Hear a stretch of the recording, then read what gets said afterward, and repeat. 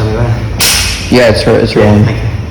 I am up. So it's just to go over the Z-guard options that we went over back at the seminar. So got a Z-guard, constantly looking to fight this hand and go between upper and lower body submissions. So first one was just if we can get him to overcommit, we're going to go underneath, hand goes, the thumb goes to the back of the shoulder, and we're going to crack up the top of the trap, right? So we're going to grab, and we're going to lock, and that's going to pull him down, right? So once we get this lock, we're going to bring our knee up towards our face, and then we're going to try and get our shin just kind of in line with his jawline, right? So we're going to go like here, up, and we're going to come to here. So what that's doing is it's stopping Manny from bringing his head over the line of his shoulder. If he manages to get his head over the line of the shoulder, he can dead arm his arm out of here. So we get initial grip, try and stop him from doing that using our forearm, and then we bring in like a superior frame, which is going to be our shin.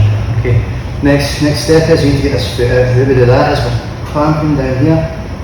We're going to take our knee and press it into the top of the shoulder, and that's going to bring the foot out. The more you bring the knee in, the more the foot comes out and it becomes free. As soon as this happens, we throw the leg over. Don't try and thread it through under the stomach.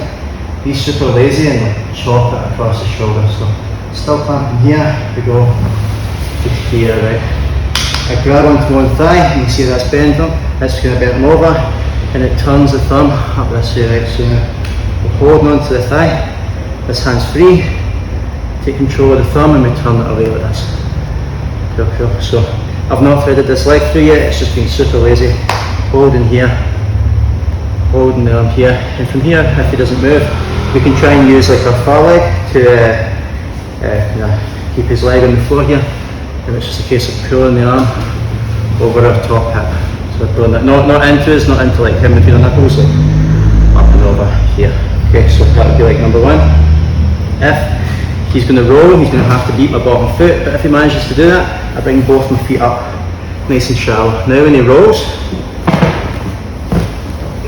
all the way over, we try and land with both our feet behind his head. So we could land on a traditional armbar, but it's going to encourage him to start going for that hitchhike escape bit. So we get our leg here, and then when he tries to hitchhike with this left leg, we'll stop that. Only other thing we could run into here is if the guy's really good, he's going to try and jump over this knee. So if we just get this leg, pop it over his face. That stops him going over the knee. This leg will stop him going into the hitchhike escape. Okay, so that was technique one.